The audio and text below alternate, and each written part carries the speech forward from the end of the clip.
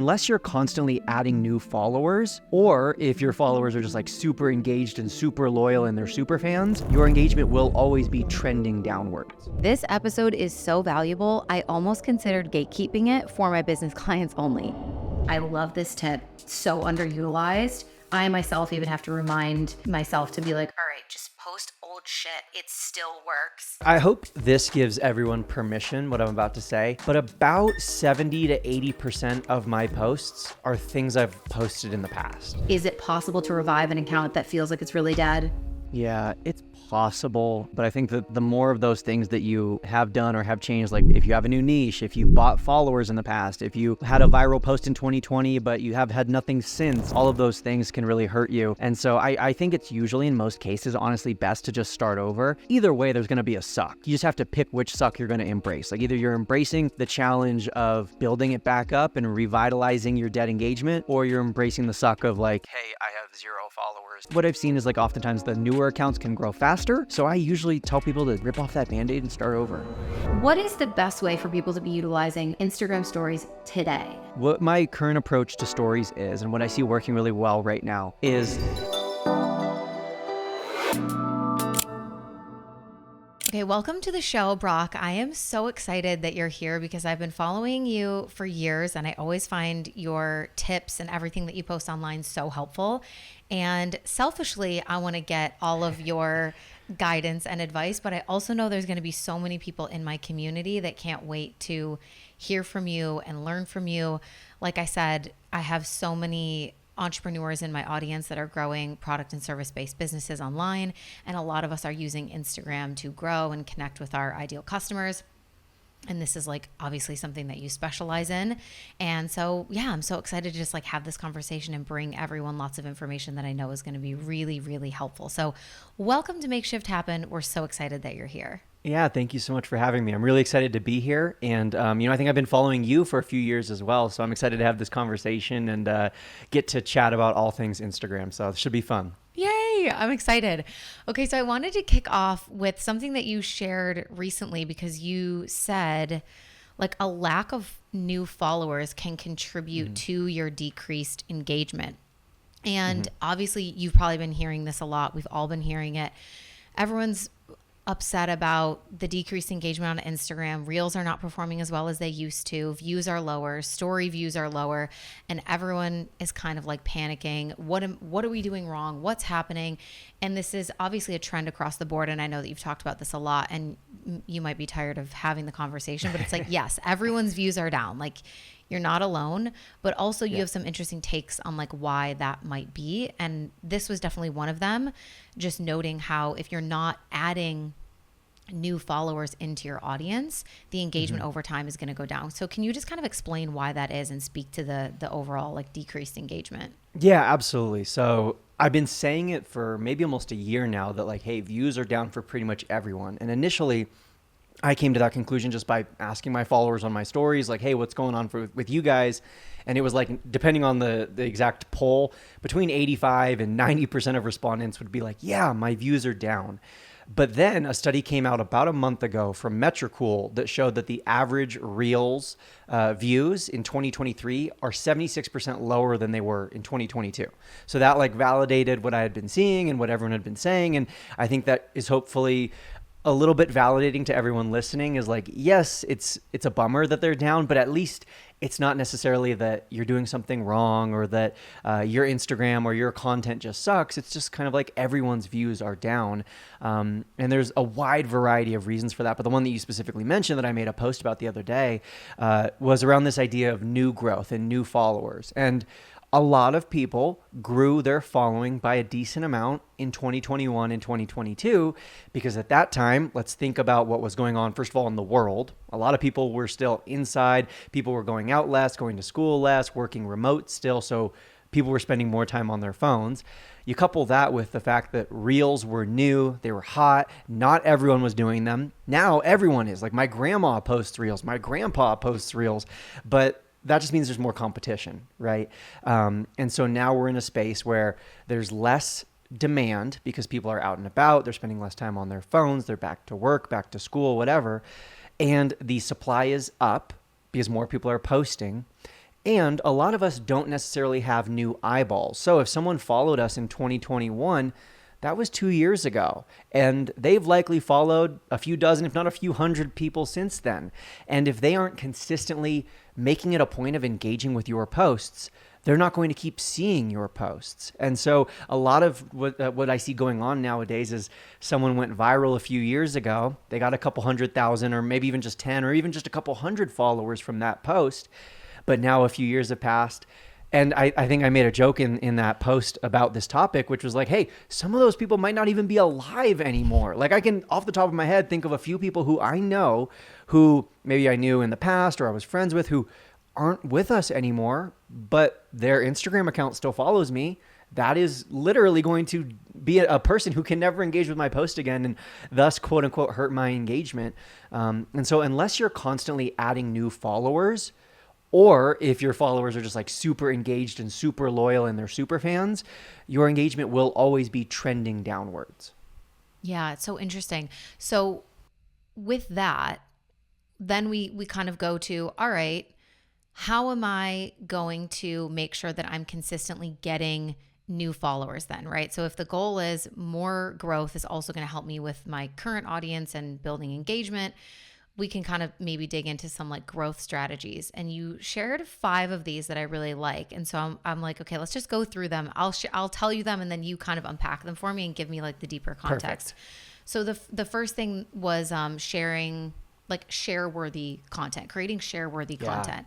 So explain like in your mind what that means. Like what is share-worthy content? Great question. There's this viral post it was actually originated on like a blog and then it made its way to Pinterest and then it was posted on Instagram and it blew up and went viral on Instagram. And maybe you've seen it. Tell me if you have. It's like a little single image infographic and it says like the best way to grow on Instagram. And it says saves, comments, shares, and likes. And it kind of like lists them like that. And that post went viral a few years ago. I don't know if it's still floating around. I'm sure it is. But the funny thing, the ironic thing about that post is it was trying to get the point across that a save is a super like. And I'm pretty sure it even said that. But the reason that post went viral and was seen by so many people was because it was shared a million times because everyone was sending it to their friends and sending it to each other like, oh my gosh, this is new. We got to get on the whole save train. And so I've been trying to dispel this myth for a while. And then finally, about a week ago, Adam Mosseri, the CEO of Instagram, on his Instagram stories said that if you want your content to get more views, if you want to reach more people, the best way to do that is through shares. And I was like, thank you for saying this. Like I've been preaching it, but finally, like when the CEO of Instagram says something, people really stick with it. And so that confirmed, that validated that yes, shares are the best way to grow. There's multiple studies on this, but the number I usually stick with is that 1 share equals 400 additional views. And so you can think about like how that would multiply. I mean, if you get just 3 shares, you're getting over 1,000 extra views on that post. So of course that then brings us back to your original question, which is like, what is share worthy? And I think there's a few different categories of content that generally fall into like this category of share worthiness. But what I will tell you first and foremost is that reels are the most shared kind of content. It's quite a significant number. I don't remember the exact statistic, but by far, reels are shared more than photos or carousels, especially within the DMs. Reels are very highly shared content. Generally, though, what is share worthy? First of all, it is relatable content, usually in the form of like some sort of meme or humor. I think a post that's been performing really, really well recently is kind of a throwback to the good old days of Instagram when we would post just like a single image meme. Like those were doing great in 2014 and they're doing great in 2023, 2024. Because they're really relatable, right? They're really share worthy. They're funny. Oftentimes they're like self-deprecating or people can kind of like share it and say like, oh, this is me. So memes or kind of like relatable type of content. Controversial content can also be share worthy. I do want to give people a word of caution here is I'm not telling you to like, get canceled or like step on toes and like offend people intentionally. But get as close as you can. Exactly. Yes, that's a great way to think about it. I love that. That's a great way to think about it. Honestly, it's like, hey, let's. Everyone has things that they believe in their niche, and probably things that might be like the quote unquote unpopular opinion. But when you share those things and when you're brave enough to post about those things, it gets very high engagement because either your most loyal, engaged superfan followers who agree are like, yes, absolutely. And then they share it. And the reason they're sharing it is because it's kind of like an easier way for them to express their opinion, right? Like they're not the one saying this. They're just resharing that you said this. So they're kind of saying it. They're saying they agree, but they're not saying they said it. And then the other camp is like those who disagree, who like get super loud and vocal and they tell you why you're wrong and they want to argue in the comments. And that's a comment. A comment is a comment, and that's great for engagement. So controversial content. And then the third kind of share-worthy post that we often see doing really well is, I kind of call it like a call to arms style post, where it's kind of like an I need your help. Like, I need something from you. I'm encouraging you to hop in and share this. I'm encouraging you to help spread the word, help spread the message. And I should also add that kind of maybe the fourth form of share-worthy content is breaking news.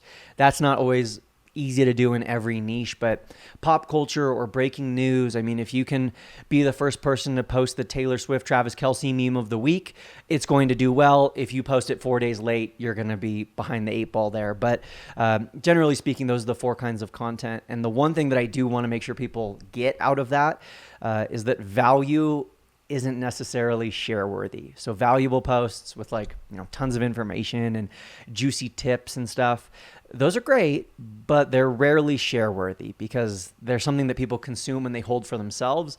They don't necessarily like spread that sort of like valuable tip out to the world. Yeah, probably more of a save if it's something that they want to come back to or something like that. But yeah.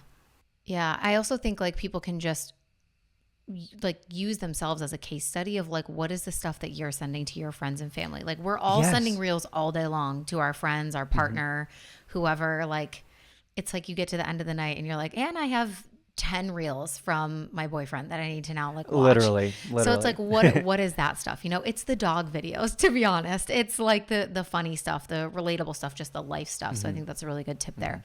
Okay. So if we move into the second thing, as we're talking about like ways to grow, growth strategies, the second thing that you mentioned was having a crystal clear ideal follower and creating every post to serve them.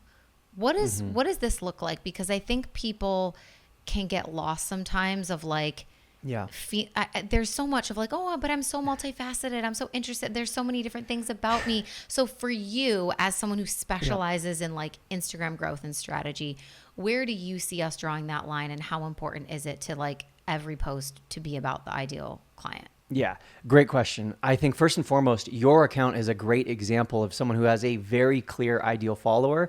Whenever I see your posts, I'm like, this isn't for me. Like, I know it's not intended for me as a 26-year-old married man. Like, this doesn't, it's not for me. But I still follow you because I appreciate the value and I appreciate your content. But I will say, like, and I don't mean this at all, I mean this as a compliment, that you have a great, very clearly defined avatar or niche or ideal follower, whatever you want to call them. And so when you do that, when you get crystal clear on this person or this topic, or preferably both, those people can find you. They're going to resonate with your content so much more strongly. And the other people, like yours truly, who might not be that exact fit, but might still appreciate the value you're putting out, they're still going to follow. But that person who you're perfect for, they're going to love you. They're going to know right when they found your profile that you are right for them. But for that person who's like, I'm multifaceted, I have so many different interests, passions, and hobbies. First of all, we all do. Like, we all do. The way I like to differentiate it is on my feed, it's almost exclusively niche content. So on my Instagram feed, so my photos, my carousels, my reels, all about growing on Instagram, tips for growth, and all of those different things relating to growing on Instagram and building a business online. And then my stories is where I like to, let my freak flag fly a little bit. I can diversify my content. I can talk about all those different things I'm into. I can post videos of myself snowboarding. I can post myself putting up the Christmas tree. I can post my dogs. Like, I can share all of that on my stories. And the reason for that is that when someone initially follows us, They don't follow us because they're like, oh, this person's into these 17 different things. I want to follow along on their life journey. No one wants to follow along on anyone's life journey anymore. Like, unless you're already a celebrity, no one wants to follow along with another mom blogger, another lifestyle influencer, because everyone is a lifestyle influencer nowadays. Everyone is posting about their life. Like I said earlier, my grandma posts regularly about what she's doing on her day to day. You could call her a lifestyle influencer. So the days of, I'm just going to post about everything and people will follow me if they love me, they're not going to know they love you until they follow you first. How do we get them to follow? We clearly talk to them. We clearly solve their problem, address their need, offer something, encouragement, or something that they're looking for out in the world. Then once they follow us, I can use myself as an example, right? They follow me because they want to grow on Instagram. Plain and simple. They're like, I want to build a business on Instagram, so I'm going to follow Brock.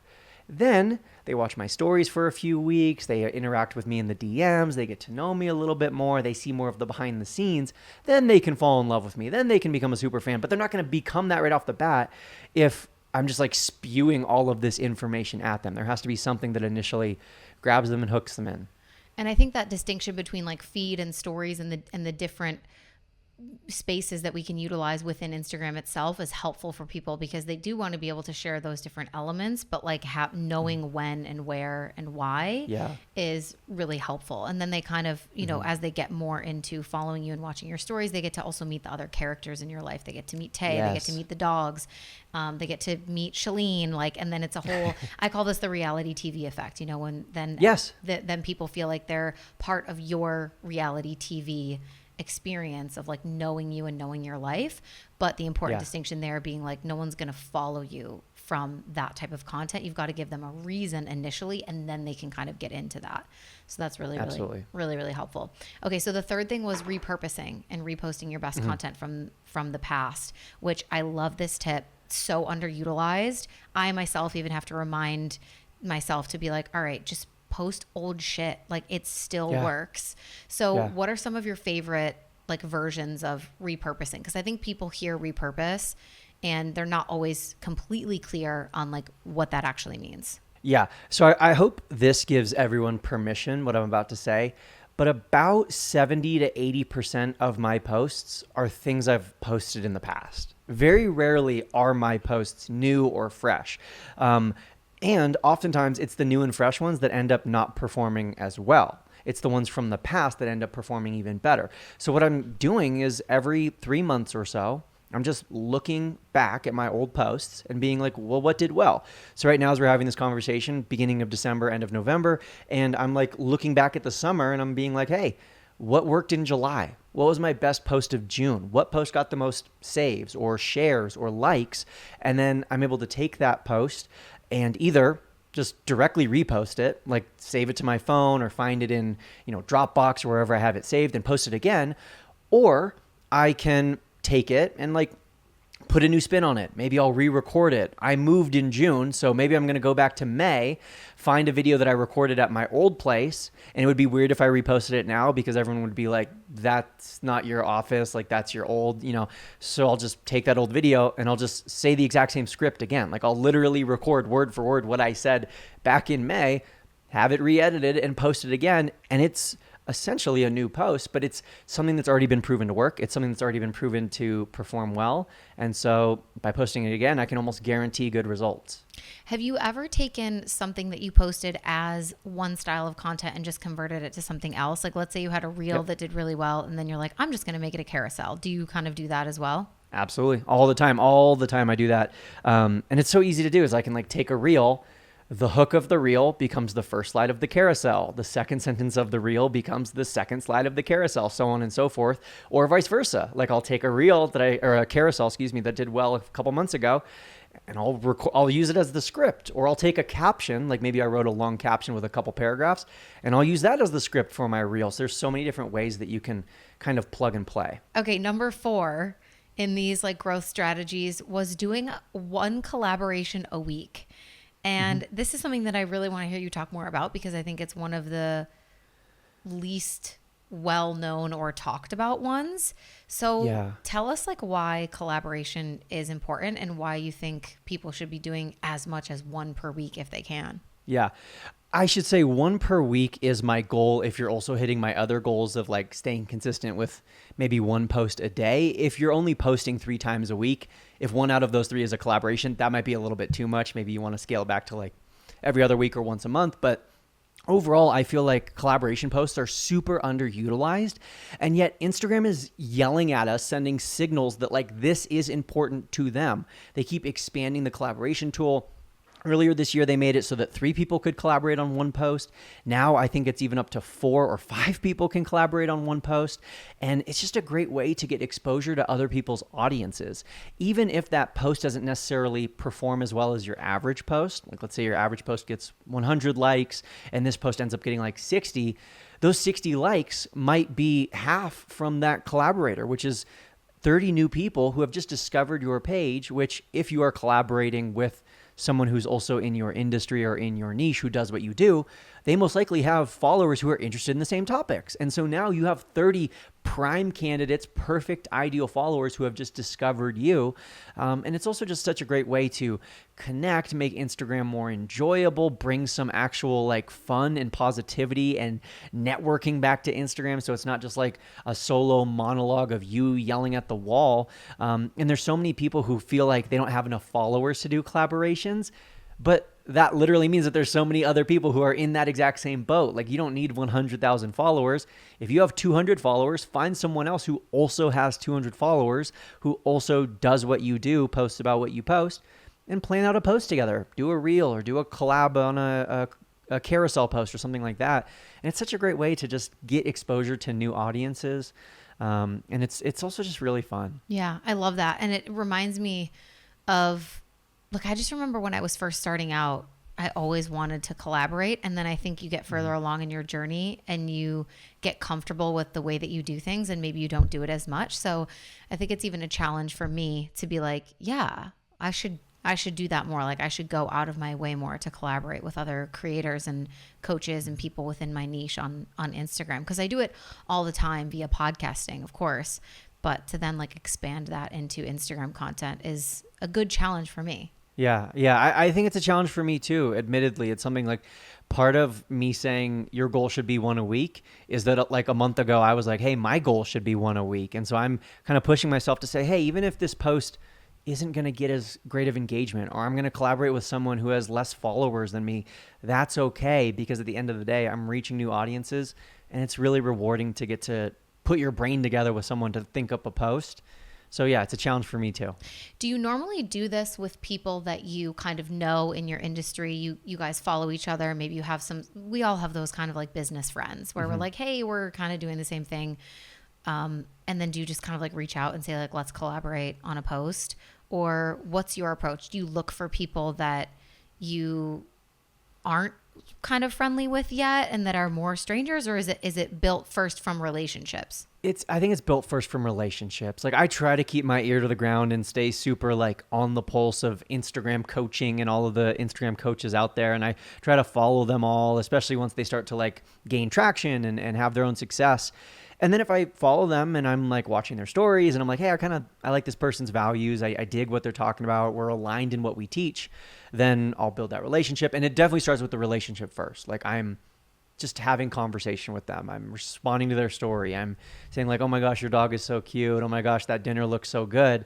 And then after a few months, I'm like, hey, if you'd be down, I'd love to do a collab post. And I just kind of really start simple. And then my kind of pro tip is if you are the person reaching out to do the collab, make it as simple as possible for the other person. Like, don't just be like, hey, let's do a collab. What do you got? And then put it all on them to come up with it. Like, be like, hey, I think we could do a collab. I know you post a lot about, weight loss by doing leg workouts. And I post a lot about weight loss by doing arm workouts. And so like, let's collab together and do a post on, I don't know, something where you can kind of like meet in the middle. Yeah. A total body blast, 30-minute workout, whatever.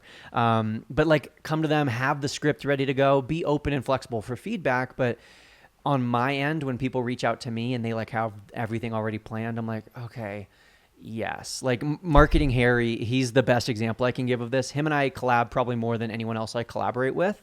And when he reaches out to me, he's like, hey, Brock, I would love to do another collab if you're down. And I'm like, I love you. Yes. I should also say he is literally my number one most engaged follower. So he himself has like a couple 100,000 followers. He's got a massive platform. And yet I've literally looked at the statistics. He has commented on my page more than anyone else. So you want to talk about a relationship, you want to talk about putting in the work, he has done it.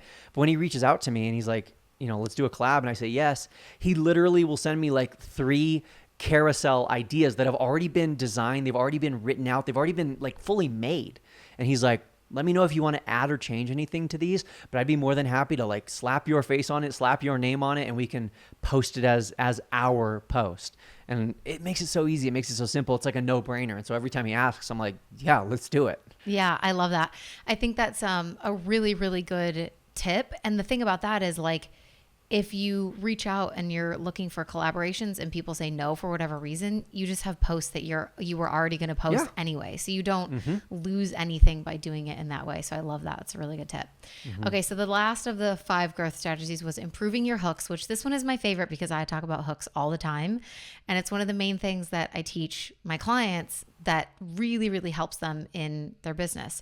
So from your perspective, because like hooks for me they go so far beyond Instagram. It's not just the first thing that you say in a video or the thing that's on the, first slide of the carousel or on the cover of your reel, but it's also your email subject lines, your podcast titles. Like I always say everything should be a hook. If you're being an intelligent marketer, like everything should be a hook. The intro to a sales page, the first thing you see, everything should be a hook. So from the Instagram perspective, how can we give people some sort of tip or idea of where and how they should be using hooks and what that might look like? Yeah, you're absolutely spot on. And like, I think it's more than even like marketing. It's like life. Like when you're looking for a partner and you're like at a coffee shop or whatever, like there was something about the person you saw across the room that hooked you, right? That grabbed your curiosity, grabbed your attention. That was like pickup lines back in the day. That was like the hook. Exactly. Or nowadays on like your Hinge profile,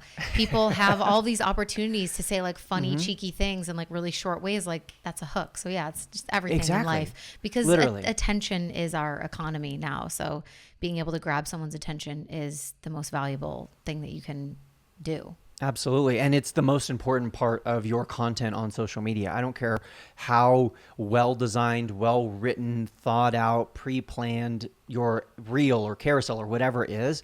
If the hook sucks, it's not going to get watched. People aren't going to view it, or at least not as many people as should be viewing it are going to watch it if your hook sucks. So generally what I would say for your hook is focus on the known problem that your post is addressing. Of course, not every post is addressing a problem, but the known problem. And that's the key word there is known.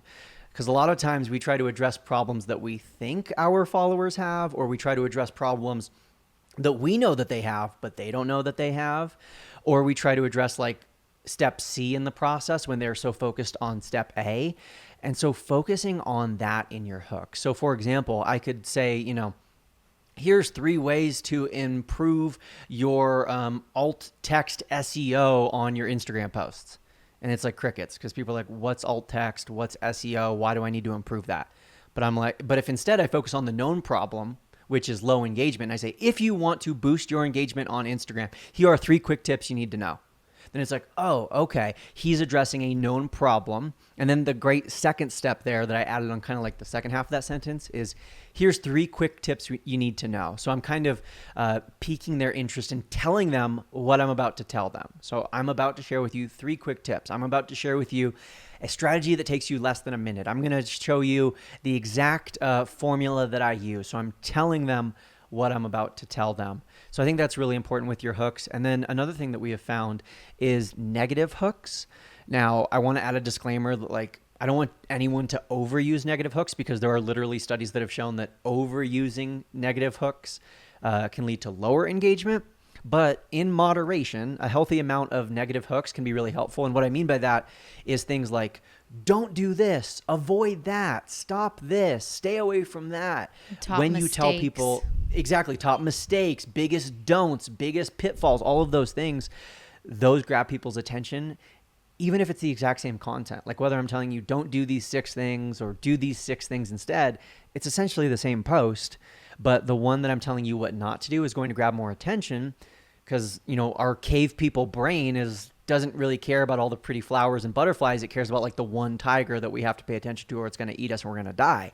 So when I hear what I'm not supposed to do, I'm going to be like, oh, I need to pay attention. Like even if I see someone make a post in my industry, another Instagram coach, like the top 6 things you need to avoid on Instagram, I'm probably going to sit and watch because I'm like, curiosity what too. is it? Yeah. Like, what are they going to say that I shouldn't be doing, And so, yeah, I think that that's a really helpful strategy to occasionally use with your hooks. Yeah. Yeah. I mean, it's just the negativity bias that we have as humans. So we're drawn towards that. Absolutely. That's a really effective style of hook. I did a podcast episode once that was like, stop doing these 10 things ASAP if you want something. I can't remember the rest of it, but it did really well because people were like, shit, I might be doing one of those things and I need to make sure that I'm not.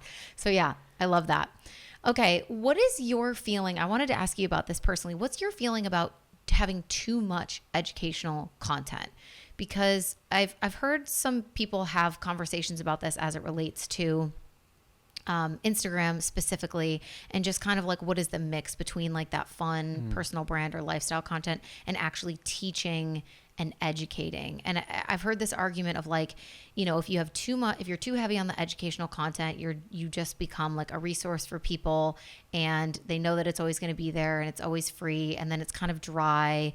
Like, so in your view and what you've seen to be true, what's your perspective on that? I think I kind of agree with what you were just saying. And I wish I had like a perfect rule for this, like, 80% this, 20% that. But it's something that I admittedly still work through. We work through with our team. We literally had a meeting last week to kind of revisit this topic of how much are we giving away for free in terms of education, especially for people like us, like, we're in the education space. What we're selling is essentially more education.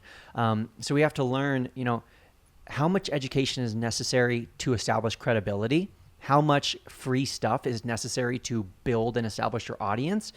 And then when do you cross that line into, like you said, people are like, I don't need to buy their course. I can get everything for free on Instagram. The approach that I try to take is the majority of my content will tell you what to do. But when you need to figure out how to do it or why you're doing what I'm telling you, but it's not working, that's where the next step comes. That's where the course, the membership, the coaching, that's where that comes in. But it's something that we definitely still struggle with all the time. It's like figuring out when there's breaking news, when do we break it? How do we break it? How much do we tell about what's going on with Instagram? It's definitely still ongoing. But what I do think, going back to something I talked about earlier, that purely educational content, fortunately, is not performing as well nowadays as it was a few years ago. Now the posts that are performing the best are the relatable memes, the things that are lists of ideas, right? So if I'm to say, let's say this, I make one post about how to come up with hooks. It's super valuable. It's giving all my top tips for how to come up with 1 million Instagram hooks. And I make another post that is literally just, here's a list of 20 hook ideas. The list of 20 hook ideas will perform way better. And honestly, that's probably a lot easier for me to create. And I'm not like putting as much time into breaking down the strategy. But when people realize that they've used all 20 or they can't figure out which of the 20 to use on their post, that's when they come to me for those next steps. So it's a balancing act. And I don't think there is a perfect answer to this question. But I think it's something that's like each one of us has to kind of figure out as we go. Yeah. Yeah. I've heard that a lot of like giving the what, but not necessarily the how. But I also am kind of like, I feel like you could literally give away everything you know on Instagram and people would still want the implementation support. And I think for anyone who is a service provider, like that is something that you can always remember is like, that's essentially what we're paying for when we buy into courses, programs, mentorship, memberships, whatever it is. It's like, I want the accountability. I want to feel like my hand is being held. I want to feel like if any question pops up, there's a resource for me.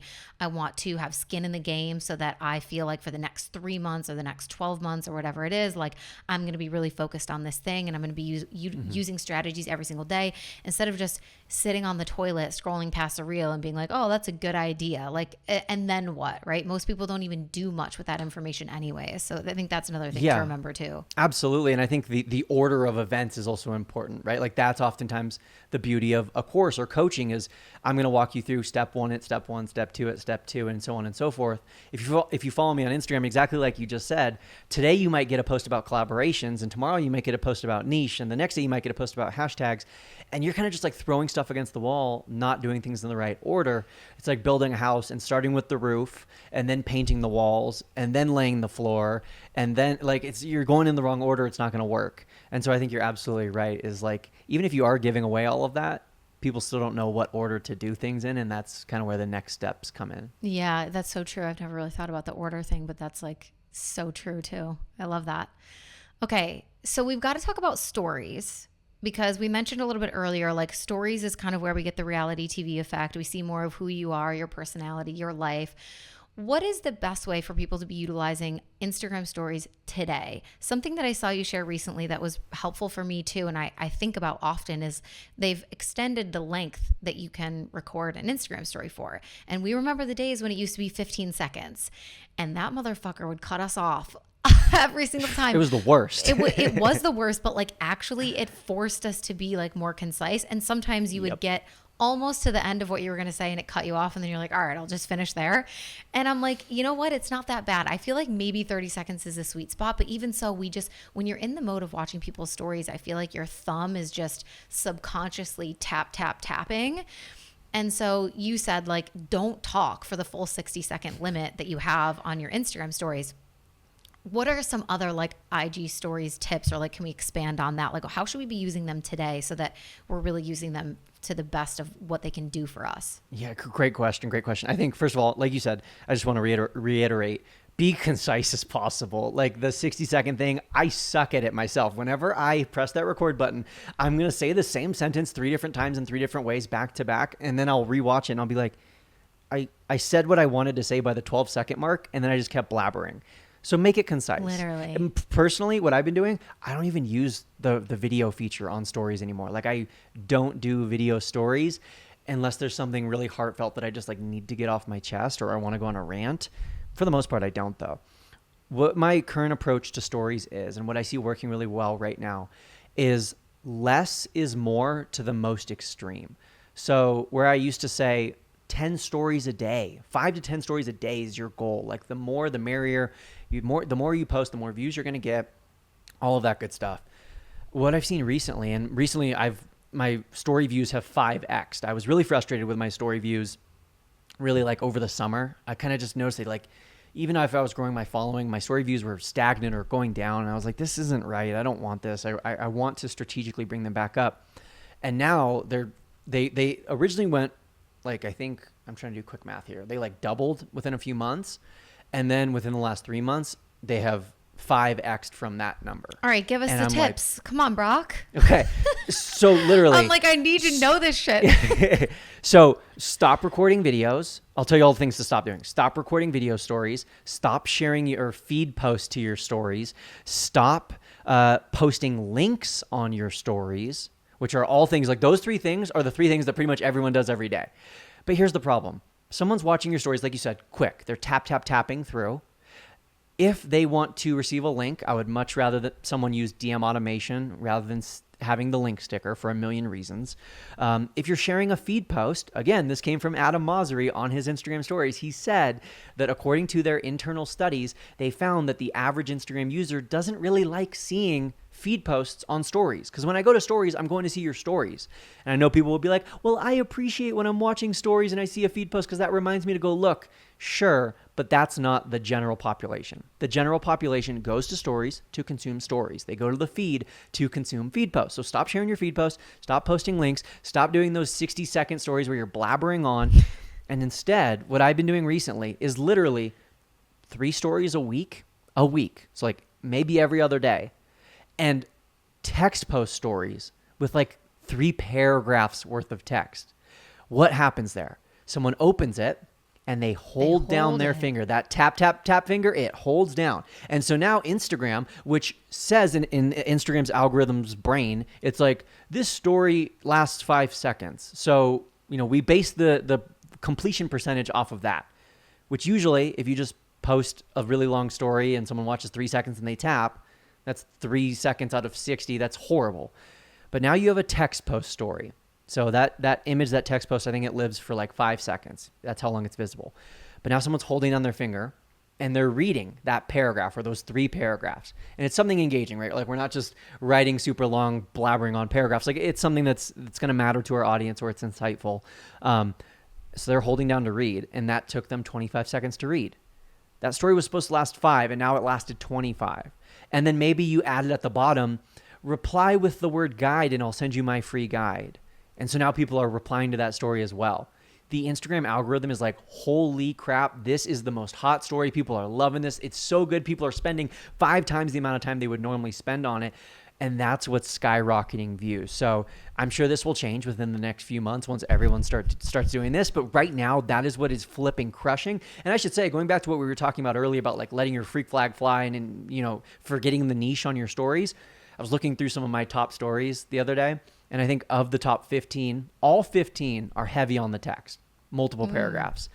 But only about half are related to Instagram growth. Some of them are about like my newfound appreciation for Taylor Swift. One of them was about like putting up my Halloween decorations too early, according to one of my followers. One of them was like a heartfelt message. So like they weren't all about Instagram. They were about everything.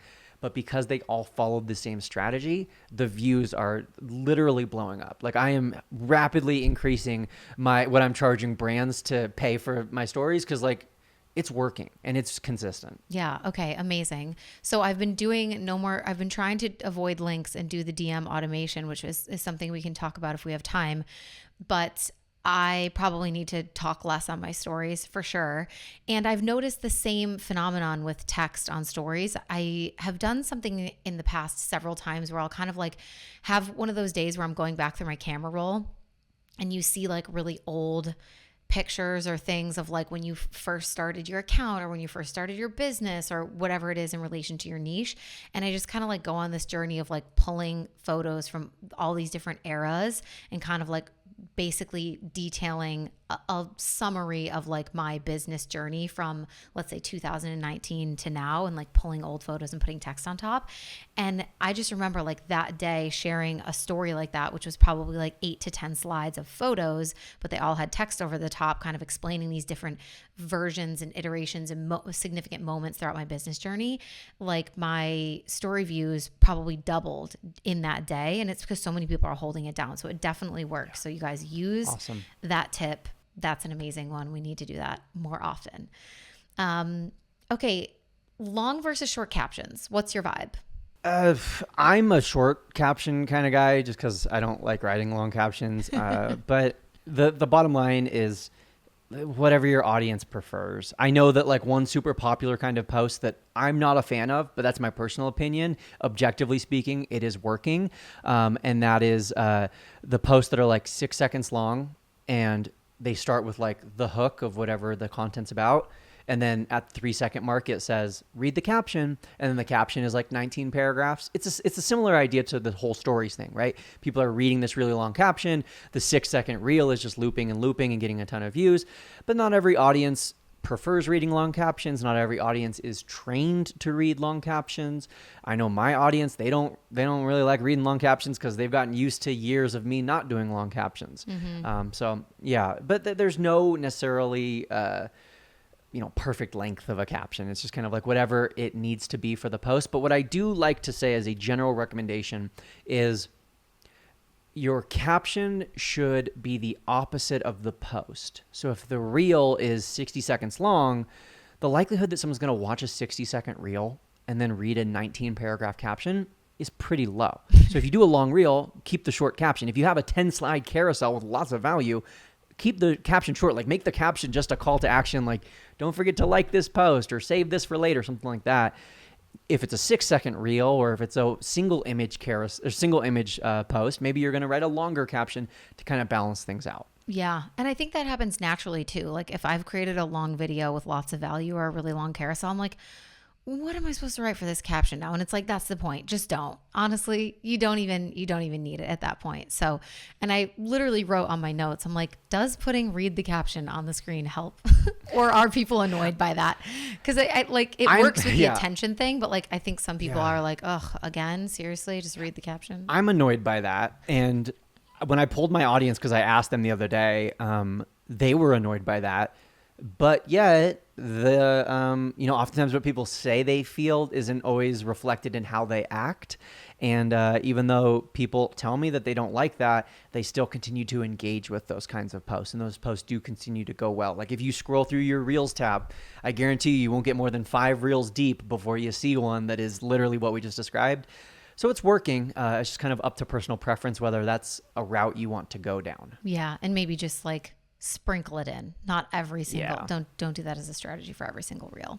Yeah. Okay. So let's circle back to this DM automation thing, because ManyChat has been super helpful for me. How has it helped you? Because I know you've talked about it actually helping with your engagement and probably inevitably sales.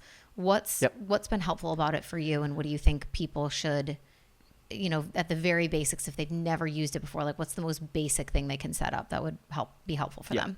Dude, it's a flippin' game changer. I cannot talk about this enough. I've been shouting about it from the rooftops.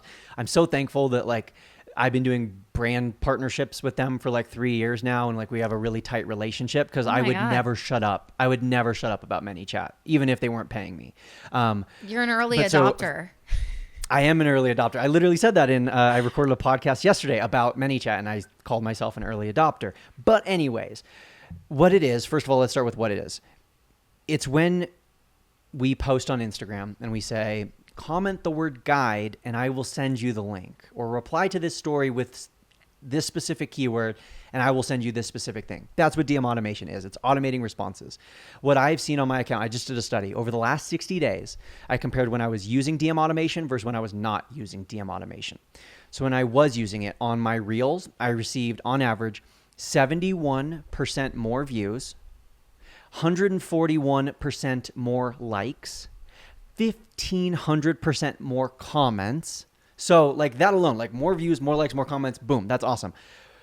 46, this stat does not make sense to me. I stopped doing math my freshman year of college, so like this doesn't make sense, but ChatGPT confirmed that this is the right number. 4,600, so 4,600% more clicks on the link when using DM automation versus when just saying, click the link in my bio or tap on this link in my stories. So more views, more likes, more engagement, more link clicks. Like to me, that's a no-brainer. It's really easy to set up. And to your final question, which was like, where do people get started? Start simple. And honestly, you don't need to get more complex than that. The vast majority of my automations or they call them flows is what they call them, is literally follower says a keyword, follower gets a response. And that's it. Like it's literally just like follower says this word, they get this link, they get this landing page, they get this PDF, whatever. And that's as simple as it is. It's really, really easy to set up. They make it very, very easy, at least on ManyChat. I'm not familiar with very many of the other DM automation tools, but ManyChat is an approved partner of Instagram, so it's totally legal. It's a really efficient way to deliver people what they already want, and to do so in a way that is actually going to help you reach more people with that post. And then thus it's just kind of like that snowball effect, right? So it's a game changer. I've been shouting about it from the rooftops and I think everyone needs to use it. And we're still in that early adopter phase. 3 years from now, 2 years from now, everyone will be using it. It won't quite be as powerful. But right now, like I see influencers, I see big brands, like no one is using it. And I'm like, oh my gosh, like freaking, I don't care if you have 100 followers or 100 million. If you use this, you will see significant results. Yeah, it's been so freaking helpful. At one point, I think it was like it was a couple of months ago or something. I had a free event or masterclass coming up or something, and I didn't have my ManyChat automation set up. And I was like, I'll just, I'll reply to people. Biggest mistake ever. First of all, the influx of people being like, send me the link, send me the link. I'm like, oh my God, okay. Like use the ManyChat. It's so easy. And like I basically just do exactly what you said. It's like if they comment on any post or reel, or if they DM you those keywords, they're going to get a response. And the cool thing is you guys probably see this happening in people's comment section. You see that automated comment that populates as well. So not only do they get the direct message that says, hey, here's the link to my free guide with the button for them to click it, but they also, if they had commented on the post saying whatever the keyword was, they'll get an automated comment reply from you saying, check your messages, I just sent you the link. And you can pick like 3 or 4 different versions of that, type it out yourself with your own emojis, your own language, so it feels really natural and native to how you operate on Instagram and how you would reply to a follower anyways. Love it. Chef's kiss, highly recommend. And I didn't know that they were an official partner with Instagram, because that was always a question that I had. Like, is this like a third party thing that is then going to like influence whatever? But like, it's cool to know that they're partnered and kind of like integrated really nicely in that way. Totally. It's a lot safer. Yeah. Yeah. Okay. I love that. Another thing that I got from you, which we don't have to go into, but you also talk about the Instagram insurance.